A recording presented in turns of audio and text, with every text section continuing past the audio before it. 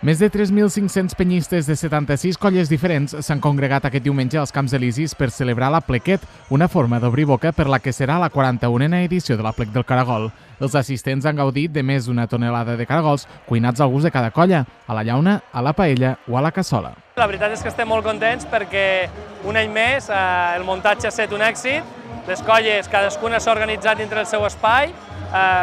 l'esmorzar ha estat fantàstic, molta gent, molta més gent que els altres anys, i ja veieu, ara hi ha el Ball de Vermut, totalment ple, a gom, i quan organitzes coses i fiques tot aquest esforç que fiquem els voluntaris de la FECOI, doncs realment que funcioni tot i que vagi bé i veure la gent gaudir així és el que te fa continuar i tindre empenta per molts anys més. Amb la qual cosa, la salut d'aquesta plequeta és una salut de ferro i haurem de veure a nivell d'infraestructura els reptes que se'ns plantegen per poder créixer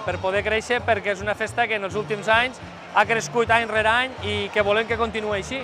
Durant el dia hi ha hagut diversos concursos i jocs, tant en grup com individuals. Mentre que els més petits han pogut gaudir de jocs de construcció de fusta, la resta ha tingut a la seva disposició partides de bitlles, tallers, curses de sacs i 2 sessions de ball. Però això sí, sobretot, hi ha hagut molt menjar, beure i diversió per a grans i menuts.